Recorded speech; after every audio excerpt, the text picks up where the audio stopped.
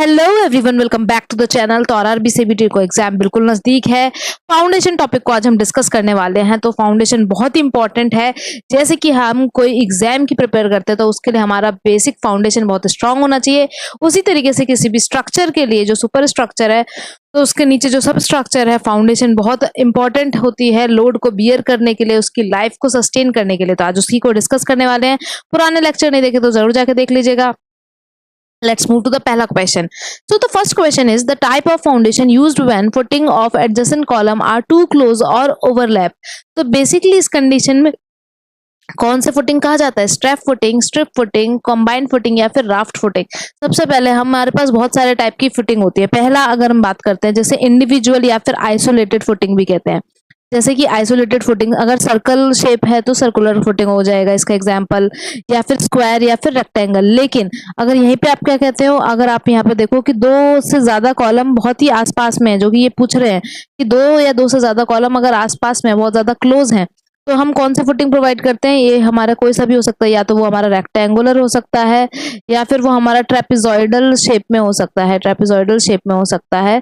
तो ये हम होती है हमारी combined footing. Combined footing will be the correct answer. वहीं पे स्ट्रैप फुटिंग वो होती है। स्ट्रैप फुटिंग बेसिकली हमारी वॉल के लिए, हम वॉल के लिए प्रोवाइड करते हैं। स्ट्रैप फुटिंग की अगर हम बात करें तो हम वॉल के लिए प्रोवाइड करते हैं। वहां पे क्या होता है कि length is very very very greater than width. Strap footing में क्या हो जाता है, हमारा length is very very very greater than the तो विड्थ। तो ये बेसिकली हमारी जो लोड बियरिंग कैपेसिटी जो होती है, लोड बियरिंग वॉल्स होती है ना, वॉल्स, उसमें हमारी स्ट्रैप फुटिंग प्रोवाइड की जाती है। राफ्ट फाउंडेशन की बात करें तो जिस तरीके से हम स्लैब बनाते हैं, जो हमारा स्लैब है जिस तरीके से उसको प्रोवाइड करते हैं, उसी तरीके से पूरा स्लैब वाला स्ट्रक्चर हम जो है वो नीचे सरफेस के अंदर बीनीथ द स्ट्रक्चर हम अंदर की तरफ जो प्रोवाइड करते हैं। क्योंकि अगर ये कहाँ पे प्रोवाइड की जाती है, जहाँ पर सॉइल की कंडीशन बहुत पुअर हो और जो स्ट्रक्चर का लोड आ रहा है वो बहुत ज्यादा हैवी हो, तो वहां पर हम क्या करते हैं, राफ्ट फाउंडेशन या फिर इसे मैट फाउंडेशन भी कहा जाता है। बिल्कुल सॉइल की जो हमारी स्लैब होती है, स्लैब की तरह फाउंडेशन प्रोवाइड की जाती है यहाँ पर। नेक्स्ट हमारा क्वेश्चन है कि in shallow foundation mean, shallow foundation का मतलब क्या? तो एक हो जाता है हमारा शैलो फाउंडेशन और एक होता है हमारा डीप फाउंडेशन। तो डीप फाउंडेशन और शैलो फाउंडेशन टाइप की दो फाउंडेशन देखने को मिलती है। शैलो फाउंडेशन की अगर हम बात करते हैं, यहाँ पे क्या होगा, जो डेप्थ है बेसिकली, अगर मैं फाउंडेशन की बात करूं तो ये इसकी विड्थ हो गई, ये इसकी विड्थ हो गई, ये इसकी विड्थ है, और ये क्या हो गई, इसकी डेप्थ है। ये हमारी डेप्थ ऑफ फुटिंग हो गई। तो जो डेप्थ है ना, जो डेप्थ है वो बेसिकली विड्थ से छोटी होती है, कम होती है या फिर उसके इक्वल होती है, तो हम इसको बोलते हैं shallow foundation. That means depth is less than और इक्वल टू द वर्थ जो विड्थ है। अगर वहीं पे हम बात करें जो डेप्थ है बेसिकली वो बहुत ज्यादा हो जाएगी। डेप्थ अगर फुटिंग से ज्यादा हो जाएगी तो इस तरीके की फाउंडेशन को डीप फाउंडेशन कहते हैं, जिसका बेहतरीन एग्जाम्पल है पाइल फाउंडेशन। तो यहाँ आपको देखने को मिलेगा कि जो डेप्थ है वो ज्यादा है, डेप्थ जो है वो फुटिंग की जो डेप्थ है वो ब्रेड्थ से ज्यादा है, तो उसे हम डीप फाउंडेशन कहते हैं। वेल, नेक्स्ट क्वेश्चन की तरफ चलते हैं।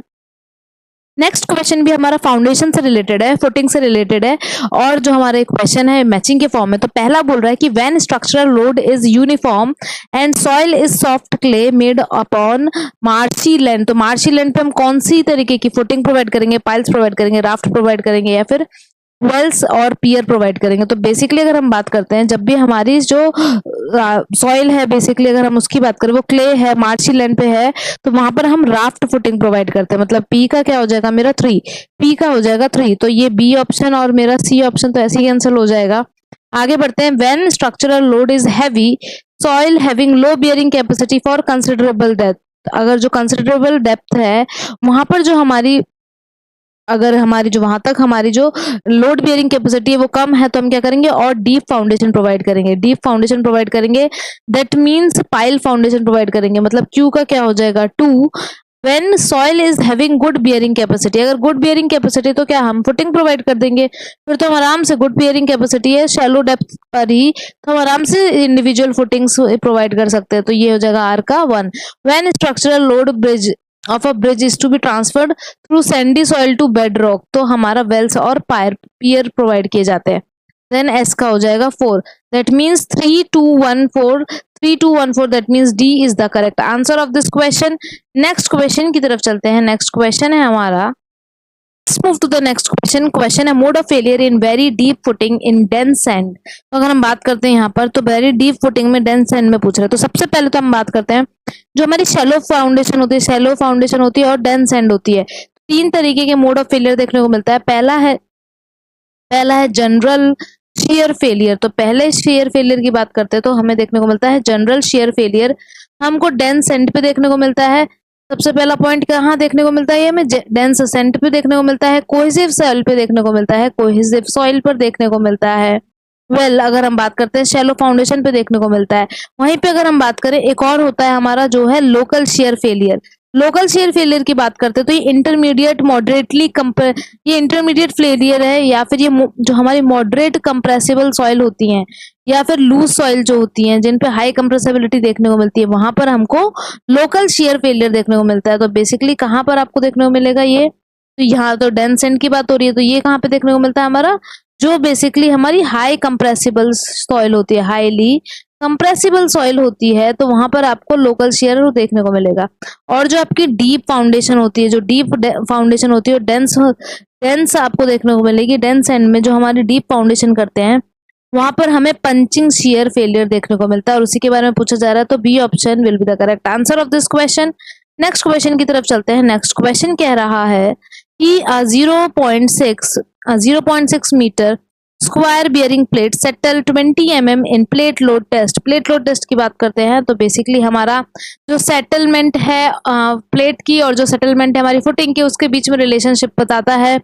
On a cohesive soil, when the intensity of loading is 0.2 Newton per mm square, the settlement of prototype shallow footing 1.5 meter square under the same intensity of loading is। तो यहाँ पे clay soil की बात की जा रही है, cohesive soil है, तो हमें रिलेशन पता होना चाहिए। रिलेशन होता है कि settlement of footing upon settlement of plate, settlement of footing upon settlement of plate is equals to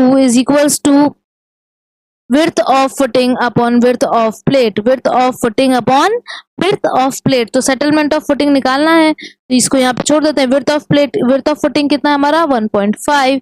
यहाँ पर आप देख सकते हो settlement कितना है, settlement आपको देखने को मिल रहा है 20 mm, और यहाँ पर इसकी जो साइज कितनी दे रखी है हमें 0.6 मीटर। तो ये इसको जब हम सॉल्व करेंगे तो यहाँ से डेसिमल कैंसिल, और ये हमारा सॉल्व होकर आ जाएगा अप्रोक्सीमेटली 50 mm। यहाँ से हमारा सॉल्व हो गया जाएगा ये 50 mm, क्योंकि 5/2 हो जाएगा, 10 कटेगा तो 50 mm। ये हमारा डेसिमल से डेसिमल कैंसिल, 3 की टेबल से ये 5 टाइम्स ये गया, 2 टाइम्स ये हो गया, 10 टाइम्स, तो ये हमारा हो जाएगा 50 mm।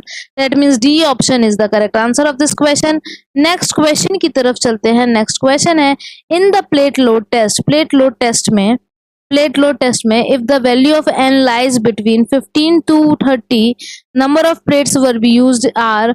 तो अगर हमारे प्लेट लोड टेस्ट की बात करते हैं, प्लेट लोड टेस्ट की बात करें तो नंबर ऑफ प्लेट्स कितनी यूज की जाएगी इसके बारे में पूछा जा रहा है। तो प्लेट लोड टेस्ट बेसिकली हमारा बियरिंग कैपेसिटी, सॉइल की बियरिंग कैपेसिटी को पता करने के लिए, अलाउबल बियरिंग कैपेसिटी को पता करने के लिए यूज किया जाता है। जो पिट का साइज है और जो हमारे प्लेट का साइज है, जैसे प्लेट का साइज जो है तो पिट का साइज उसका 5 टाइम्स होना चाहिए। हम अगर बात करें तो हम बहुत सारी प्लेट्स यूज करते हैं, वो सर्कुलर भी हो सकती है और स्क्वायर भी हो सकती है, 30 सेंटीमीटर की हो सकती है, 45 सेंटीमीटर की हो सकती है, 60 सेंटीमीटर की हो सकती है, 75 सेंटीमीटर की हो सकती है। और जो हम लोड लगाते हैं वो 7 kilo newton per metre square से लगाते हैं, और 3 डायल गेज लगाए जाते हैं जिसमें हम एवरेज सेटलमेंट पता करते हैं। प्लेट लोड टेस्ट की अगर हम बात करते हैं तो हमारे यहाँ पर नंबर ऑफ प्लेट जो यूज होती है वो है 3 will be the correct answer of this question. Next question की तरफ चलते हैं। Which type of bearing capacity failure is shown by a soil with low compressibility. Low compressibility में कौन सा फेलियर देखने को मिलता है? तो जब हमारी सॉइल लो कंप्रेसिबल मतलब डेंस है तो हमें कौन सा फेलियर देखने को मिलेगा? General share failure. Next question को अगर देखें तो ये भी हम देख चुके हैं। ये नेक्स्ट क्वेश्चन की तरफ चलते हैं। नेक्स्ट क्वेश्चन है the observed N value from a standard penetration test. Standard penetration test मतलब एसपीटी टेस्ट। बेसिकली इसमें क्या करते हैं, हम एन की वैल्यू निकालते हैं, लेकिन यहाँ पर हमारी कुछ डेटा जो इंपॉर्टेंट है, तो ऊपर का जो हमारा टॉप की सॉइल होती है उसको हम रिमूव करते हैं। फिर टॉप 150 को हम लेते नहीं, 150 वाला जो हमारा सॉइल है रिमूव करके हम उसके नंबर ऑफ ब्लोज को नहीं लेते। लास्ट के 300 के जो हमारा 300 होता है, बेसिकली अगर हम इसकी बात करें उसके नंबर ऑफ ब्लोज को हम कंसीडर करते हैं, उसको हम एन से डिनोट करते हैं। फिर हमारा ओवरबर्डन प्रेशर करेक्शन लगाते हैं, उसके बाद हमारा वाटर टेबल करेक्शन लगाते हैं, तो हमें आराम से वैल्यू मिल जाती है। वाटर टेबल करेक्शन को डायलेटेंसी करेक्शन भी बोला जाता है। अब यहाँ पर हमारा क्वेश्चन क्या कह रहा है, कि the observed N value from a standard penetration test conducted in a saturated sandy strata is 30। तो हमें डायलेटेंसी टेस्ट मतलब वाटर टेबल टेस्ट का वाटर टेबल करेक्शन लगाना है, फिर हमारे एन की वैल्यू कितनी हो जाएगी। तो फॉर्मूला हमें पता होना चाहिए। अगर मैं सबसे पहले बताऊं n1 जो हमारा ओवरबर्डन होता है, ओवरबर्डन वाले की बात करें तो 350 अपॉन 70 प्लस सिग्मा डैश, ये तो मेरा ओवरबर्डन का होता है। लेकिन n2 जो मेरा सिग्मा डैश से यहाँ से n1 की वैल्यू निकल के आएगी, उसकी अगर हम बात करें तो यहाँ से जो मेरा वाटर टेबल करेक्शन होता है वो हो जाता है हमारा 15 प्लस यहाँ पे n1 जो ओवरबर्डन से निकल के आया -15 अपॉन 2। अभी हमारी लेकिन n की वैल्यू कितनी दे रखी है 30, तो यहाँ पे हो जाएगा 15 प्लस 30 माइनस 15 अपॉन 2, और ये हो जाएगा मेरा 15 plus 15/2, that means 15 plus 7.5 which is almost equal to 22.5, मतलब 23 will be the correct answer of this question. 23 will be the correct answer of this question. Next question की तरफ चलते हैं। Safe bearing pressure of soil can be improved by, तो जो हमारा safe bearing pressure होता है सॉइल का, उसको हम कैसे इम्प्रूव कर सकते हैं? By increasing depth of foundation, by vibro flotation. तो हम इनमें से किस प्रोसेस के थ्रू सेफ बियरिंग प्रेशर जो है उसको इंक्रीज करा जा सकता है? ये तो बिल्कुल आपको ही बताना है। ये क्वेश्चन का आंसर बहुत ईजी है, increasing the depth of foundation या फिर वाइब्रो फ्लोटेशन से। वो दोनों ऑप्शन सही है, एक ऑप्शन करेक्ट है। कौन सा ऑप्शन करेक्ट है ये ऑप्शन में आपको कमेंट सेक्शन में बताना है। वेल, नेक्स्ट क्वेश्चन की तरफ चलते हैं। नेक्स्ट क्वेश्चन है, move to the next question. Question है, if the gross bearing capacity of a strip footing 1.5 metre wide located at the depth of 1 metre, तो बी की वैल्यू दे रखी है 1.5 मीटर वाइड, डीएफ की वैल्यू दे रखी है 1 मीटर, सी की वैल्यू दे रखी है 420 kilo newton per metre square, net bearing capacity बोल रहा है, तो क्यू एन की वैल्यू बोल रहा है। तो जो हमारा ग्रॉस है उसमें से अगर मैं ग्रॉस में से गामा डीएफ माइनस कर दूं तो मुझे आराम से मिल जाएगा। तो डीएफ की वैल्यू हमें दे रखी है 1, गामा की वैल्यू है 20, ग्रॉस की है 420 minus 20 into 1, that means 420 minus 20 and it will be equals to 400 kilo newton per metre square. ये हमारा क्या दे रखा है? नेट बियरिंग कैपेसिटी दे रखा है। D option is the correct answer of this question. Next question की तरफ चलते हैं। नेक्स्ट क्वेश्चन है, a 50 centimeter square bearing plate settle by 10 mm in the plate load test on cohesion soil। अब देखो, पहले cohesive soil था, अब cohesion less soil है। When the intensity of the loading is 200 kilonewton per meter square, what will be the settlement of the shallow foundation 1.3। तो मेरे को plate जो हमारी फाउंडेशन है उसका भी हमको दे रखा है, फाउंडेशन का विड्थ भी दे रखा है, और जो मेरी प्लेट है उसकी भी विड्थ दे रखी है। सेटलमेंट पूछ रहा है और सेटलमेंट मेरी प्लेट की भी दे रखी है, सेटलमेंट प्लेट की भी दे रखी है, लेकिन कोहेजन लेस सॉइल है। इसका मतलब फॉर्मूला हमारा कोई और लगेगा। फॉर्मूला क्या कहता है? S F upon S P is equals to B F upon B P, और यहाँ आ जाएगा हमारा ब्रैकेट में B P plus 0.3 B F plus 0.3 का होल स्क्वायर, ये हो जाएगा मेरा होल स्क्वायर। जब हम वैल्यू पुट करेंगे तो आराम से वैल्यू आ जाएगी। एस एफ की वैल्यू निकालनी हो जाएगा 10, बी एफ की वैल्यू हो जाएगी मानी 1.3, ये हो जाएगा 0.5, ब्रैकेट में आ जाएगा हमारा 0.5 और 0.3 मतलब 0.8, और ये हो जाएगा मेरा 1.6। इसका जब हम होल स्क्वायर करेंगे और 10 से मल्टीप्लाई कर देंगे तो हमें आराम से आंसर मिल जाएगा, जो कि आएगा 16.9 मीटर, 16.9 मीटर अप्रोक्सीमेटली 17 मीटर। तो हमें ऑप्शन में अगर दे रखा है तो जरूर हम उस पर टिक करेंगे। तो क्वेश्चन हमारा कहाँ गया जरा देखें। तो ये हमारा, एक सेकेंड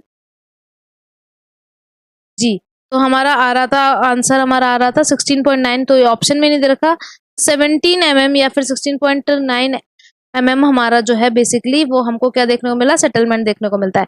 एक क्वेश्चन आप लोगों के लिए है। क्वेश्चन कह रहा है, in which one of the following failure zone is logarithmic spiral shape of failure surface assumed in the case of bearing capacity analysis of C5 soil, active zone, passive zone, radial shearing zone या फिर surcharge zone. तो आपको इस question का answer करा है। Till then keep watching, keep learning, and I hope आप लोग की तैयारी बहुत जोर शोर से चल रही होगी।